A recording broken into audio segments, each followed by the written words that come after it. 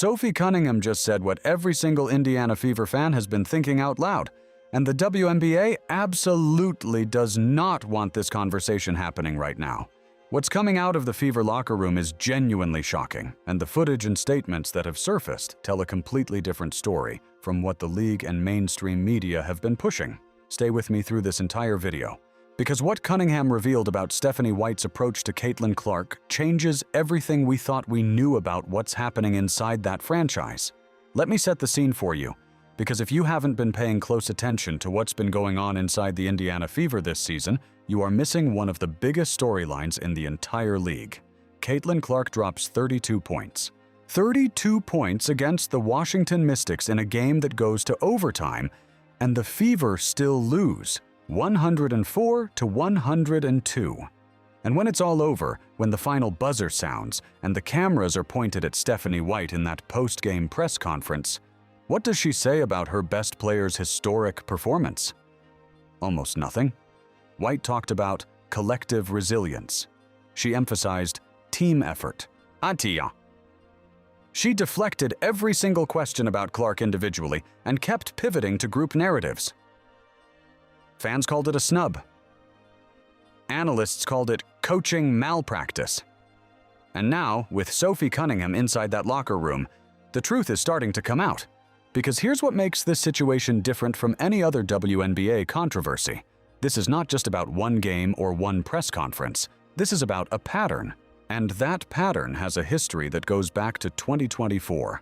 When Stephanie White was coaching the Connecticut Sun, she was on the other side of Caitlin Clark. Her team was in the playoffs against the Indiana Fever, and what happened during that series became one of the most viral moments in women's basketball history. Dejonai Carrington made contact with Clark's eye in a play that set the entire sports internet on fire. White defended her players publicly. She criticized the media for feeding a toxic environment. And while the league stepped in and both Clark and Carrington said publicly that the contact was accidental, fans never forgot what Stephanie White represented in that moment. She was the architect of the defensive scheme designed to physically test, frustrate, and neutralize Caitlin Clark. Now that same coach is inside the Fever. She was hired on November 1st, 2024, replacing Christy Sides in a decision that shocked a massive portion of the fan base.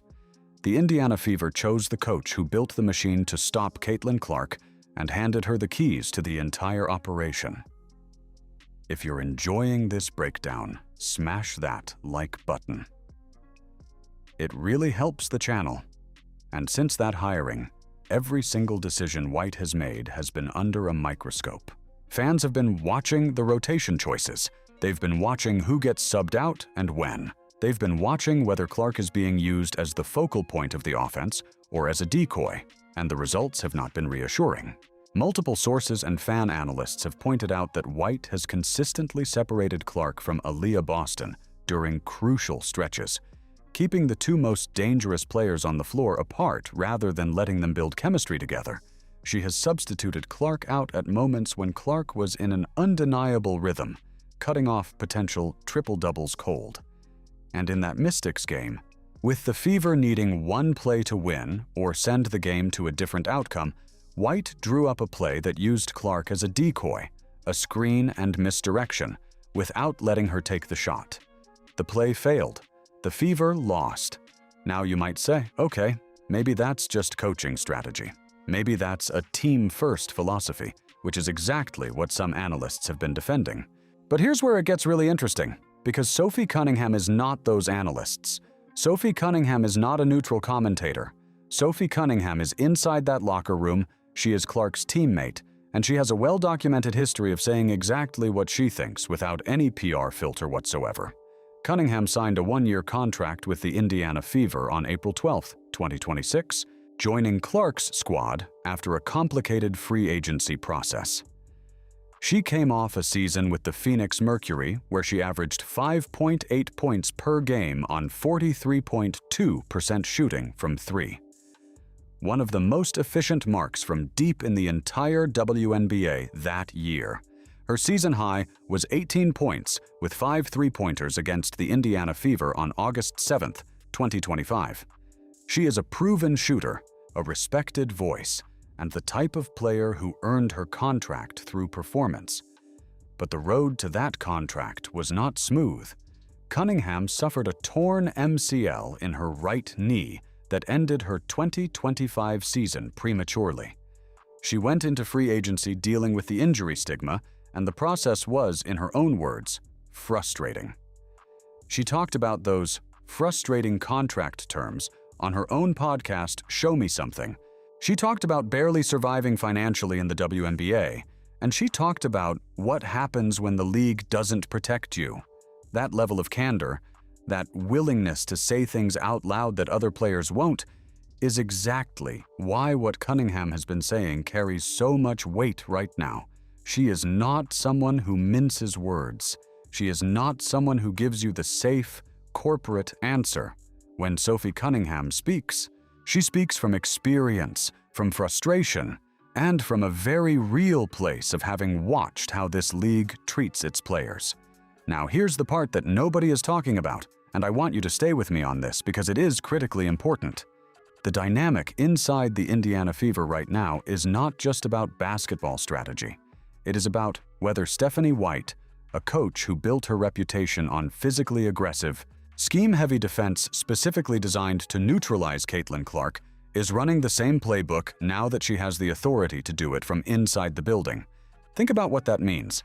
In 2024, White used her players as tools to disrupt, frustrate, and test Clark's composure in the biggest moment of the Fever's season.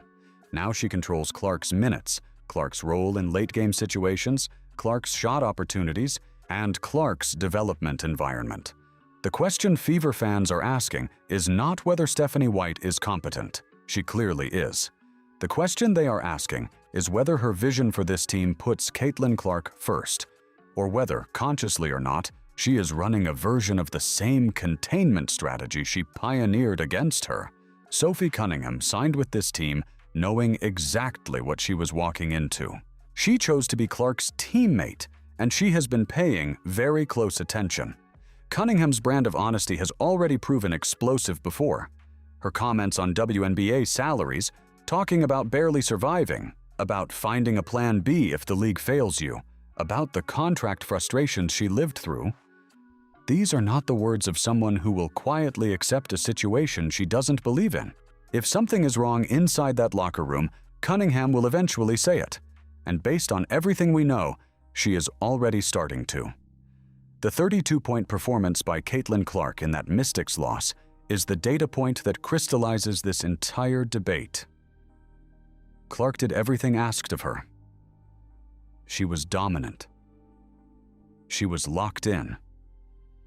And when the final play came, the play that mattered most, she was the decoy. Not the shot taker, the screen, the misdirection, the distraction. Whether that was brilliant strategy or a catastrophic error in judgment is something coaches and analysts will debate. But for Fever fans who watched the best player on the floor get sidelined in the game's most critical moment, the answer felt obvious. And Sophie Cunningham, inside that building, watching that happen in real time, she knows what she saw. This is where everything lands. Stephanie White was hired to coach Caitlin Clark's team. She came in with a reputation forged in opposition to Clark. She now holds the power to define how Clark is used, how she's protected, and how the franchise is built around her. And the first significant controversy of her tenure is not about a player or a rival or an outside force. It's coming from inside the walls of the Indiana Fever itself. The question for every single fan watching this right now is simple. Is Stephanie White building a team for Caitlin Clark? Or is she building a team around Caitlin Clark while using her as the engine she controls rather than the star she maximizes? Because those are two very different things. And Sophie Cunningham, with her history of brutal honesty and her front row seat to every practice, every play call, every substitution, she is the one person in that organization who will tell you the answer whether the league likes it or not. What do you think is the best move for the Indiana Fever going forward? Do you trust Stephanie White to put Clark first? Or do you think this situation is about to get a lot more explosive? Let me know down in the comments. And if you haven't already, subscribe and hit that notification bell. We cover every major WNBA story as it breaks, so you never miss a thing.